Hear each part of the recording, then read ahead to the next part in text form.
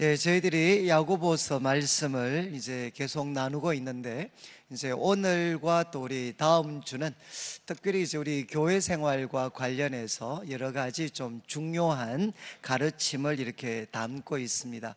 그래서 이 말씀을 좀 나누기 전에 이제 여러분들이 한 번씩 그 성경을 이제 묵상을 하시면서 한 번씩은 조금 뒤로 물러서셔 가지고, 이제 만약에 야고보서 같으면 이 편지를 받을 당시에, 이 야고보서를 받을 당시에 그때 좀 초대교회 모습이 어떠했을까 하는 것을 여러분들이 한번 이렇게 좀 상상을 한번 해보시면 이 말씀을 조금 더 이렇게 선명하게 이제 이해를 하실 수 있습니다.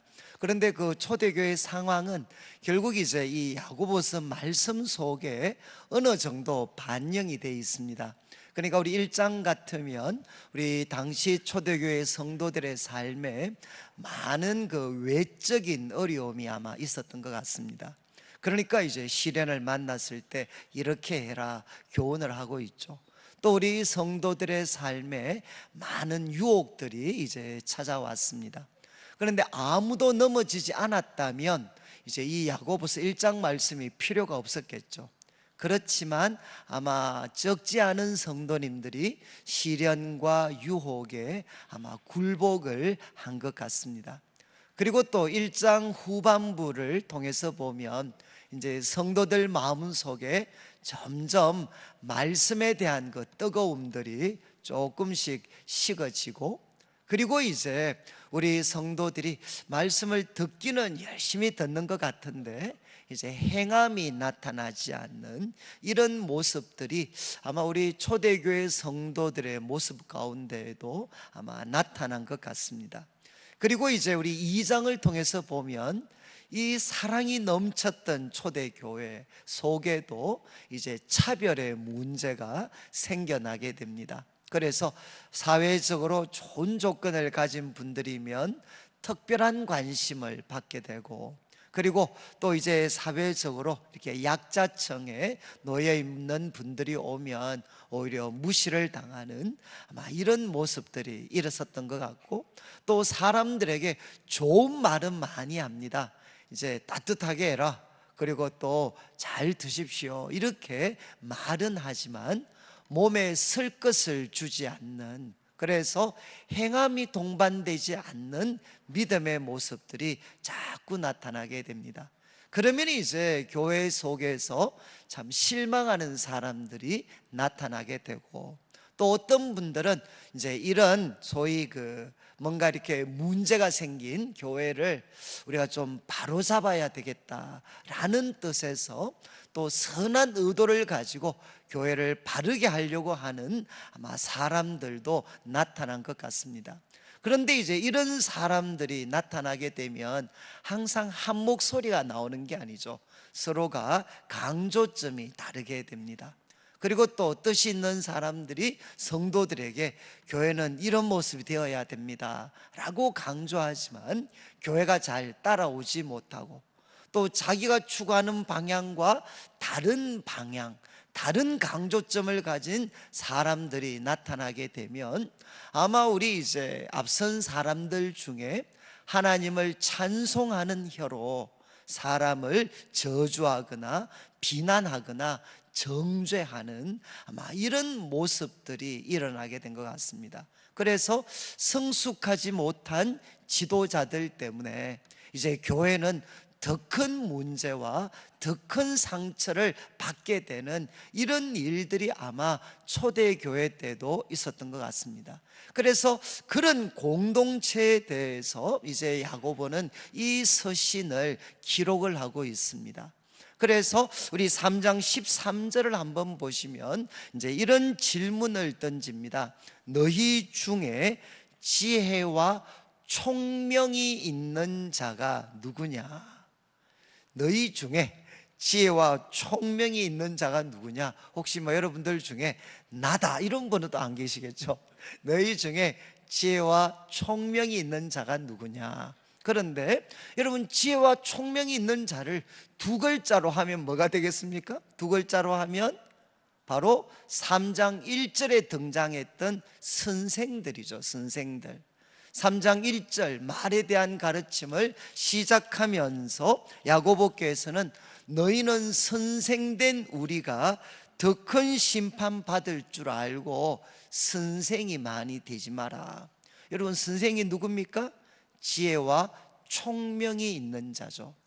누가 지금 문제가 많은 이 공동체를 바르게 세울 수 있는, 바른 방향으로 이끌어 갈 수 있는 지도자가 될 수 있겠느냐, 이런 질문입니다. 이 질문에 대해서 이제 야고보께서 답을 제시합니다. 그는 선행으로 말미암아 지혜의 온유함으로 그 행함을 보여라. 여러분, 지혜와 총명이 있는 자라면, 그리고 주님의 몸된 교회를 바른 방향으로 이끌어갈 수 있는 지도자라면 무엇을 보이라는 거죠? 행동을 보이라는 것입니다. 행동을. 저는 참 이 말씀이 저한테 과거에 충격을 주었던 것은, 여러분, 이제 저는 오랫동안 교회 생활을 하면서 오랫동안 지혜와 총명이 있는 사람, 교회를 바른 방향으로 이끌어갈 수 있는 사람은 결국은 말을 잘하는 사람인 줄 알았습니다. 말을 잘하는 사람. 그래서 저도 이제 여러 가지 회의나 의논들이 있으면 정말 참 저도 이렇게 말빨이, 소위 말빨이 셌던 그런 사람 중에 하나였습니다.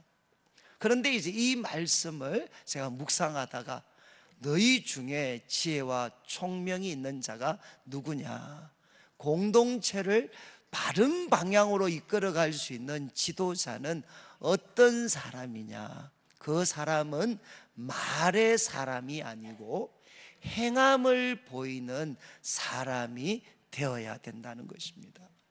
저는 이것이 참 저 자신에 대한 모습, 이제 저는 목회자의 길을 걸어갈 거였기 때문에 목회자로서, 영적인 지도자로서 나는 어떤 사람이 되어야 되나, 말 잘하는 사람이 아니라 행함을 보여주는 사람이 되어야 되는구나.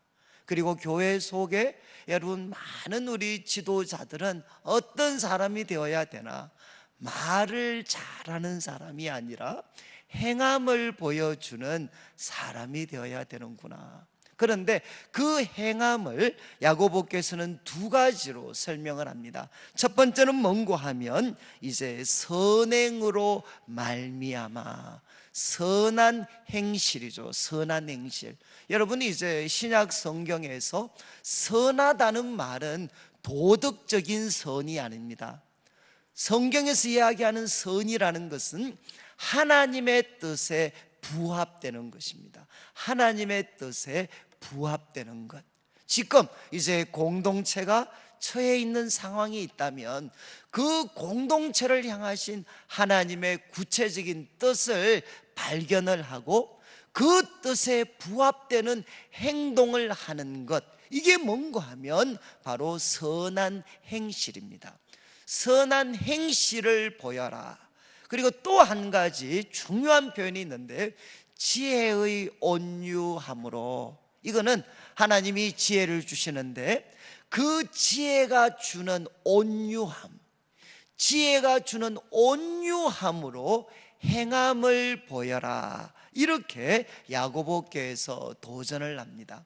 여러분, 참 이 온유함, 어쩌면 저도 그렇고 아마 이 시대 우리 그리스도인들, 또 특별히 지도자들에게 저는 가장 중요한 덕목 중에 하나가 저는 이 온유함이라고 생각을 합니다. 여러분, 이 온유함은 예수님도 팔복에서 말씀하셨죠. 세 번째, 온유한 자는 복이 있나니 땅을 기업으로 받을 것이며. 혹시 부동산 기업하실 분들은 이 말씀은 꼭 외워두셔야 돼. 온유한 자는 복이 있다. 저는 땅을 기업으로 차지할 것이다. 여러분이 이제 또 예수님이 자기를 소개할 때도 수고하고 무거운 짐진 자들아 다 내게로 와라, 내가 너희를 쉬게 하겠다. 그러면서 예수님께서 자기를 소개하실 때 나는 마음이 온유하고 겸손하다, 이렇게 말씀을 하셨습니다.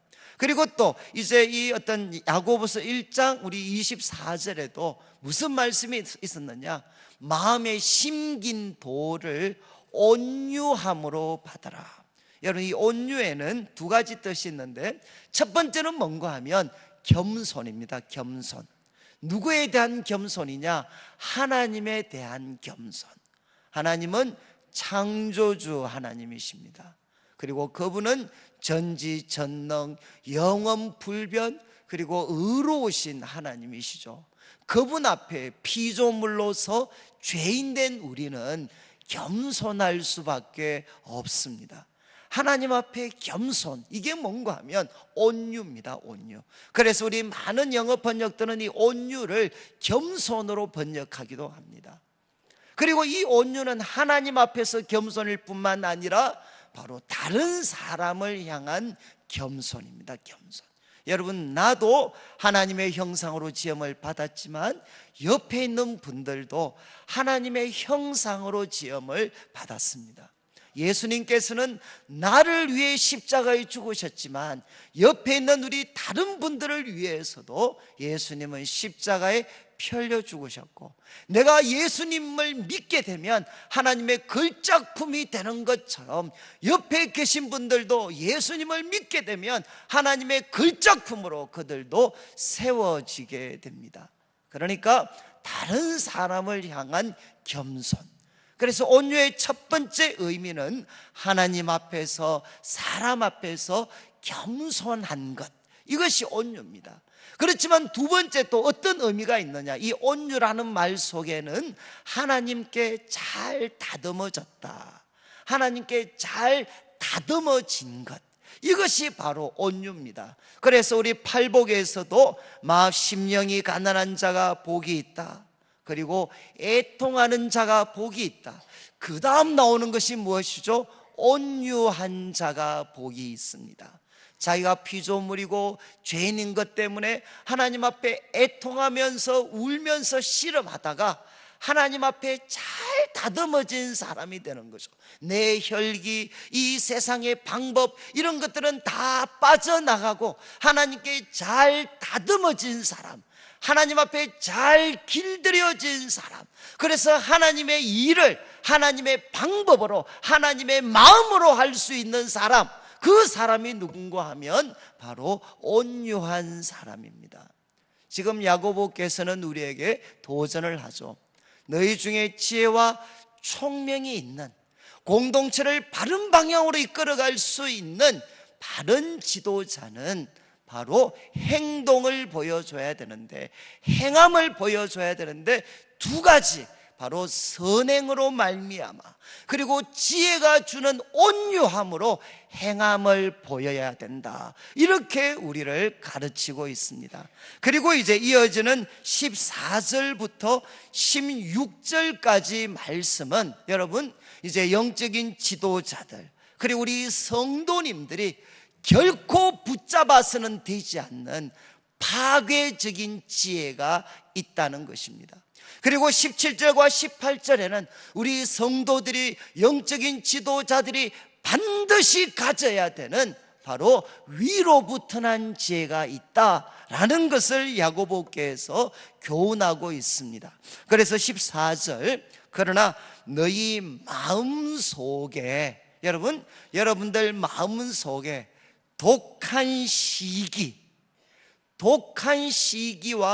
다툼이 있으면 자랑하지 마라.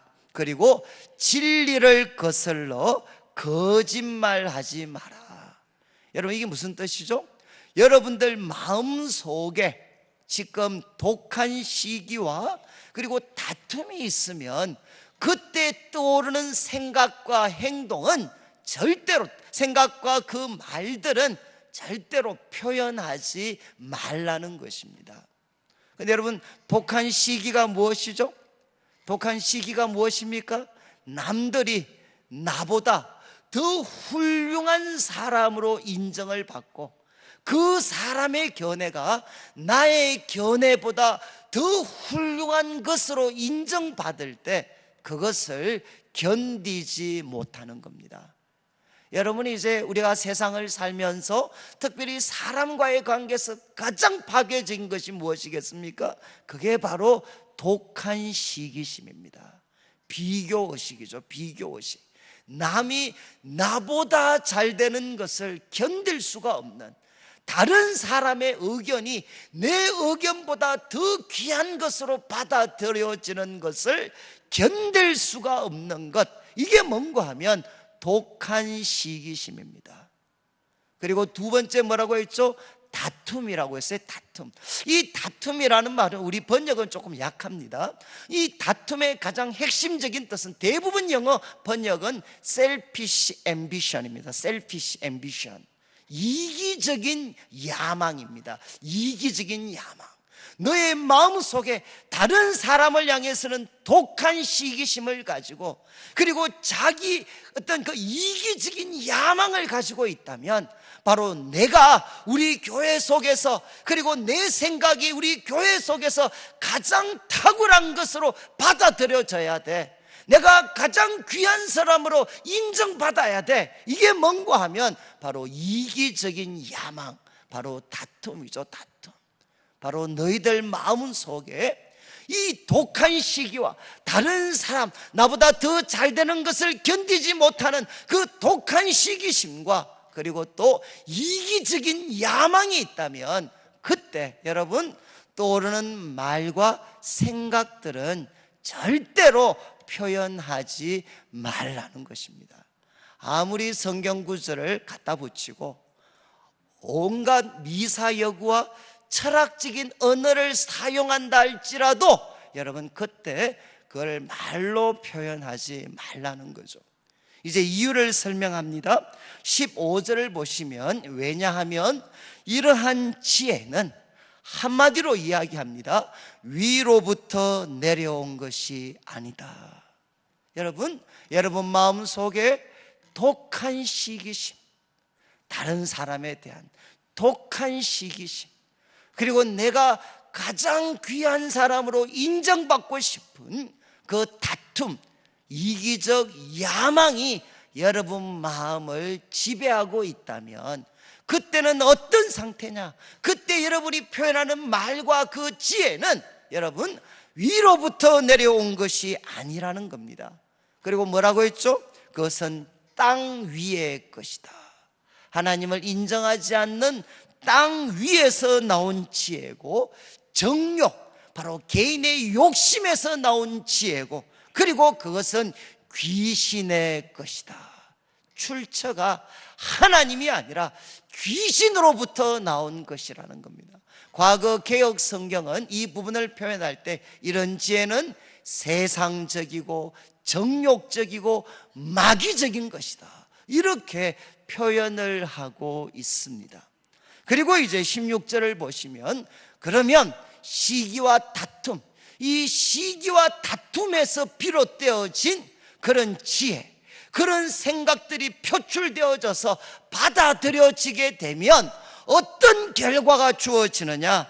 두 가지 결과가 주어진다는 거죠. 첫 번째는 혼란입니다. 혼란. 이 혼란은 영어 번역을 보면 disorder, 질서가 무너지는 것입니다. 하나됨이 깨트려지고 질서가 무너지게 됩니다. 그리고 두 번째는 무엇이냐? 모든 악한 일이 있음이라. 여러분이 이제 우리가 다음 주 한 주 후가 되면 우리가 전반기 이제 특별 새벽 기도회를 진행을 하면서 고린도전서 말씀을 이제 살피게 될 텐데, 우리가 고린도 교회, 우리 고린도전서에 나타난 이 고린도 교회는 정말 온갖 문제가 다 있었습니다. 성적인 문제, 그리고 또 성도들이 서로 싸워서 세상 법정으로 서로를 끌고 가고, 우상 제물에게 드리는 그 제사 음식을 먹고, 그리고 또 뭐 이렇게 또 영적인 그런 수많은 은사 때문에 교회가 혼란하고 예수님의 부활을 믿지 못하고, 이런 어떤 수많은 문제들이 있었습니다. 그런데 지금 사도 바울은 고린도 전서를 기록하면서 이 많은 문제들 중에서 첫 번째로 언급했고, 무려 4장을 사용해서 내장을 사용해서 가르친 말씀이 있습니다. 그게 뭔가 하면 하나됨을 지키라는 것입니다. 교회 다툼과 분쟁에 대해서 책망하면서 어떻게 하면 교회가 하나됨을 지킬 수 있는가 하는 것에 무려 4장을 할애를 합니다. 여러분, 왜 이것을 이렇게 강조할까요? 지금 사도 바울은 잘 알았습니다. 교회의 바로 하나됨과 질서는 무엇이냐? 성으로 말하면 성벽과 같습니다. 가정으로 말하면 울타리와 같습니다. 여러분, 바로 성의 성벽이 무너지고 가정의 그 울타리가 무너져 버리면 어떻게 되죠? 적군들과 덜짐승의 밥이 되는 것은, 이거는 시간적인 문제입니다. 여러분, 세상적이고 정욕적이고 마귀적인 지혜, 그렇지만 온갖 성경 구절과 온갖 미사 예구를 사용해서 듣는 사람들이 들을 때는 다 그럴듯하게 들려요. 그렇지만 결과가 무엇으로 나타나느냐? 그것은 질서를 깨트려 버린다는 것입니다. 하나됨을 깨트려 버립니다. 여러분, 질서가 무너지고 하나됨이 깨트려지면 어떻게 되느냐? 여러분, 거기에 여러분들처럼 선하게 보이는 사람들도 한순간에 무엇으로 바뀔 수 있느냐? 악당으로 바뀔 수가 있다는 것입니다. 여러분, 이제 세상적이고 정욕적이고 마귀적인 지혜가 있고, 그 지혜는 무엇을 자극하고 무엇을 통해 움직이느냐? 독한 시기와 그리고 이기적인 야망을 부추겨서 이 세상적이고 정욕적이고 마귀적인 지혜는 모습을 드러냅니다. 그리고 이 지혜가 받아들여지게 되면 어떻게 되느냐? 공동체는 혼란에 빠지게 되고, 그리고 모든 악한 일들이 넘쳐나게 됩니다. 야고보는 우리들에게 도전을 하는 거죠. 바로 이런 세상적이고 정욕적이고 마귀적인 지혜가 있기 때문에 어떻게 해야 되느냐? 자기 자신을 철저하게 살펴야 된다는 것입니다. 여러분, 이제 공동체, 이것은 교회도 그렇고 가정도 그렇고 우리가 살고 있는 이 세상도 똑같죠. 여러분, 지금 수많은 지도자들의 목소리가 들려오는데 그 목소리를 우리는 정확하게 분별할 수가 있어야 돼요. 아무리 거기에 철학적인 언어들, 그리고 온갖 미사여구를 사용하고 성경 구절을 갖다 붙인다 하더라도 그 마음이 독한 시기심과 그리고 자기 야망에 사로잡혀져 있다면 그것은 무엇이 될 수 있느냐? 세상적이고 정욕적이고 마귀적인 지혜가 되어서 주님의 몸된 교회와 우리가 속해 있는 공동체를 혼란과 모든 악한 일에 빠뜨릴 수 있는 그런 위험성들이 담겨져 있다는 것입니다. 그렇지만 여러분, 17절을 보시죠. 17절. 그러나 이와는 대조적으로 오직 위로부터 난 지혜가 있다는 겁니다. 정말 성령님이 주시는, 하나님으로부터 주어지는 그 위로부터 난 지혜가 있습니다. 그리고 지도자들은, 바로 우리 성도들은 이 지혜를 소유해야 되는데, 위로부터 난 지혜는 첫 번째 속성이 무엇이냐? 그것은 성결합니다. 성결. 무엇으로부터? 하나님으로부터 났으니까 깨끗한 지혜. 무엇으로부터 깨끗하겠습니까? 시기심과 자기 야망으로 때묻지 않는 이 깨끗한 지혜, 성결한 지혜. 여러분, 위로부터 난 지혜의 첫 번째 특성은 성결입니다. 독한 시기심과 이기적 야망으로부터 때묻지 않은 그런 성결함. 그리고 두 번째 속성은 무엇이냐? 화평하고. 여러분, 위로부터 난 지혜는 사람을 갈라놓지 않습니다. 사람을 정죄하지 않습니다. 그리고 사람을 함부로 판단하지도 않습니다. 위로부터 난 지혜는 어떤 결과를 가져오느냐? 화평합니다. 갈라진 사람들을 하나로 묶어준다는 것입니다. 화평하고. 그래서 두 가지를 언급하죠. 관용하고. 이것은 뭔가 하면, 이 관용이라는 것은 타인에게 자신의 정당한 권리를 기꺼이 양보하는 겁니다. 타인에게 기꺼이 양보하는 겁니다. 관용. 여러분, 우리 예수님, 하나님과 본체가 같은 분이셨지만 우리 예수님은 어떻게 하셨죠? 자기를 비우셨습니다. 그리고 우리와 같이 되셨고 종의 형체를 입으셨죠. 왜? 바로 우리들과 하나가 되시기 위해서. 여러분, 바로 위로부터 난 지혜는 관용합니다. 위로부터 난 지혜를 소유하게 되면 어떤 일이 생기느냐? 자기를 내려놓을 수 있는 힘이 생겨나게 된다는 것입니다. 그리고 세 번째가 무엇이죠? 양순하며. 참, 이 말이 조금 애매한데, 양순이라는 말은 바로 다른 사람의 그 의견을 존중해 주는 것입니다. 다른 사람의 의견을 존중하고 귀담아 들어주는 것, 이게 뭔고 하면 양순한 거죠. 양순. 여러분, 우리는 하나님의 지혜를 소유하게 되면 사람들을 향해 귀가 열려지게 됩니다. 양순하게 되죠.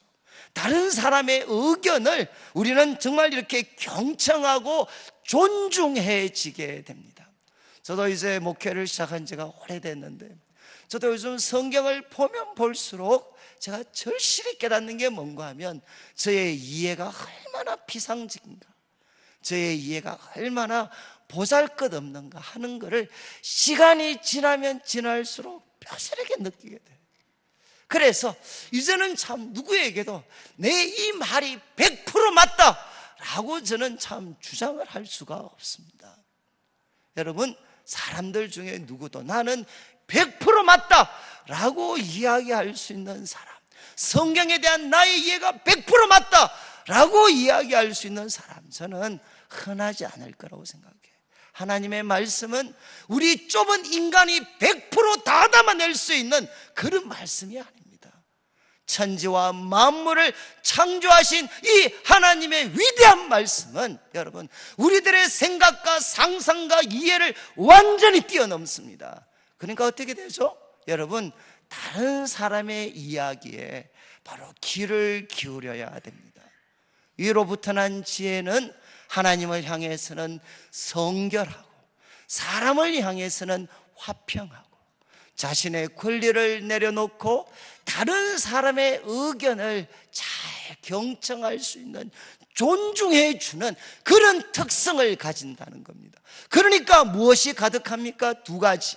긍휼이 가득합니다. 성경에서 가장 아름다운 단어 중에 compassion. 여러분, 바로 같이 고통받는, 그리고 그 상대방을 깊이 이해해주고 공감해주고 그를 불쌍히 여겨주는 우리 주님의 마음, 우리 긍휼. 이 긍휼이 위로부터 난 지혜는 가득해. 왜? 십자가의 그 사랑이 언제나 이 위로부터 난 지혜는 담겨져 있기 때문에 어떻게 되느냐? 긍휼이 가득합니다. 다른 사람을 품어주게 됩니다. 그리고 무엇이 가득합니까? 선한 열매가 가득하게 됩니다. 하나님이 기뻐하시는 그 선한 열매가 가득하고, 그리고 두 가지가 없습니다. 편견과 거짓이 없습니다. 이 편견은 2장에 나왔던 차별이죠. 차별. 사람을 한쪽으로 차별하고 한쪽 진영 논리에 매몰되게 되는 그런 편견이 없고, 그리고 또 하나 무엇이 없느냐? 편견과 거짓이 없습니다. 이 거짓은 번역이 조금 아쉬운데, 이 번역은 이 거짓은 뭔가 하면 외식입니다. 외식. 여러분, 외식이 없습니다. 두 얼굴이죠. 두 얼굴. 바로 그 가면을 쓰는 이 두 얼굴, 거짓이 위로부터 난 지혜에는 없다는 것입니다. 여러분, 저는 참 이렇게 이 말씀 묵상하면서 정말 제가 이제 이 어떤 30대, 그때 한 20대 말에 제가 난지도에서 이 말씀 참 묵상하면서, 그때 제가 몸은 가난한 분들과 참 같이 있었고, 그리고 저는 이제 또 대학생들을, 아마 우리 복음주의권 대학생들 중에서는 좀 가장 과격할 수 있는 그런 우리 청년들을 지도를 했습니다. 그러면서 도대체 이 세상의 좌우 이데올로기에 휘둘리지 않는 도대체 하나님의 길이 뭔가, 하나님의 방법이 뭔가? 주님의 몸된 교회와 이 세상을 바르게 할 수 있는 정말 하나님의 지혜가 무엇인가? 그것에 대해서 저는 정말 간절히 찾고 있었어요. 그러다가 이 야고보서 말씀을 보고 충격을 받았어요. 저의 많은 질문이 풀렸습니다.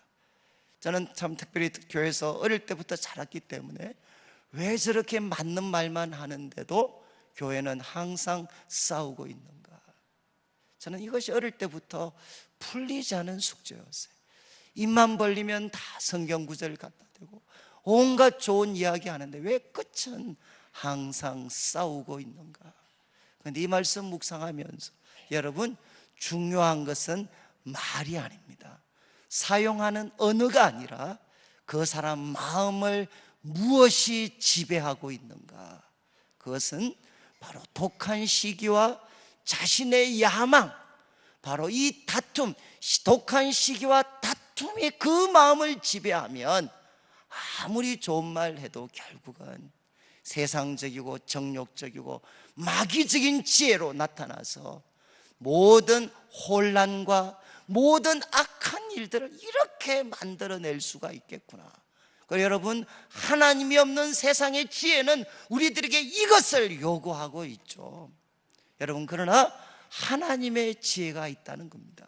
위로부터 난 하나님의 지혜가 있다. 저는 가장 기뻤던 게 바로 성결하고 시기와 자기 야망에 때묻지 않는 이 성결한 지혜가 있구나. 이런 하나님의 지혜가 있구나. 사람을 이편 저편 좌우로 나누는 것이 아니라 사람들을 화평하게 묶어줄 수가 있고, 그리고 사람들을 향해서 관용하면서 자신의 그 어떤 권리를 내려놓을 수 있고 다른 사람의 이야기를 존중해 줄 수 있는, 그래서 사람을 하나로 묶어낼 수 있는 이런 위로부터 난 지혜가 있구나. 그리고 거기에는 긍휼이 있고, 그리고 거기에는 선한 열매가 있고, 그리고 거기에는 한쪽 진영에 속해버리는 진영 논리에 빠지지 않고, 그리고 거기에는 바로 거짓 두 얼굴을 가지고 겉으로는 거룩한 척하지만 속에는 온갖 더러운 것들로 가득 차 있는 그런 이중성들이 위로부터 난 지혜는 극복할 수 있는 거구나. 저는 이것이 저에게 얼마나 큰 기쁨이 되었는지 모릅니다. 여러분, 저는 우리 성도님들께서 바로 이 어떤 세상적이고 정욕적이고 마귀적인 지혜가 아니라 위로부터 난 지혜에 소유되어져서 그렇게 살아가야 되는 겁니다. 살아가야 됩니다. 이제 마지막 18절 보시죠. 위로부터 난 지혜를 가지게 되면 결과물이 어떤가? 18절, 화평하게 하는 자들은 화평으로 심어 의의 열매를 거두느니라. 여러분, 여기에 절대로 공존할 수 없는 두 단어가 있습니다. 화평과 의. 여러분, 화평을 유지하려고 하면 의를 포기해야 되고, 여러분, 의를 붙잡으려면 많은 경우 우리는 피를 흘려야 됩니다. 평화를 포기해야 됩니다. 그러나 야고보는 우리에게 분명하게 이야기하죠. 우리가 위로부터 난 지혜를 소유하게 되면 그 사람은 어떤 사람이 되느냐? 아무리 문제 많은 공동체, 문제 많은 세상을 산다 할지라도 위로부터 난 지혜를 소유하게 되면 그 사람은 평화를 만드는 사람이 되어서 평화 가운데 의의 열매를 거두어 가게 된다. 정말 아름답지 않습니까? 우리가 위로부터 난 지혜를 소유하게 되면 그 사람은 의의 열매를 거두게 되는데, 어떤 과정을 거치느냐? 평화를 만드는 사람이 되어서 평화 가운데 의의 열매를 거두는 사람이 된다는 것입니다. 이제 이 번역을 18절을 제가 이 좋아하는 영어 번역 중에 하나가 NASB라고 이제 그 영어 번역이 하나 있는데, 그 번역을 보면 이렇게 되어 있습니다. 그 열매가 의의 열매를 거두는 씨가 있다. 의의 열매를 거두는 씨는 지금도 뿌려지는데 누구에 의해서? 평화를 만드는 사람들에 의해서 평화 가운데 의의 열매를 거두는 씨는 뿌려지고 있다. 이렇게 NASB는 번역을 합니다. 오늘 말씀을 마무리하면서 여러분, 우리는 문제 많은 세상을 살아가고 있습니다. 그리고 우리는 한계로 문제로 가득한 교회를 섬기면서 살아가고 있습니다. 여러분, 우리가 어떻게 살아가야 되겠습니까? 정말 이 시대의 가장 절실한 요청은 바른 지도자들이 일어나야 되는 거죠. 바른 지도자들, 길이 없는 곳에 길을 만들 수 있는 바른 지도자들이 일어나야 되는데, 여러분, 그 지도자들은 어떤 사람입니까? 말의 사람이 아니라 행함의 사람이 되셔야 됩니다. 그리고 선행으로 말미암아 지혜의 온유함으로 하나님께 잘 다듬어져서 하나님의 방식으로 하나님의 일을 할 수 있는 행함의 사람이 되어야 되고, 그래 여러분, 우리는 정말 주의해야 됩니다. 우리 마음을 독한 시기와 그리고 또 우리들의 마음을 바로 이기적인 야망이 내 마음을 차지하지 않도록, 여러분, 그 마음이 우리를 부추길 때는 여러분, 그때는 말하거나 행동하시면 안 돼. 그때는 어떻게 되느냐?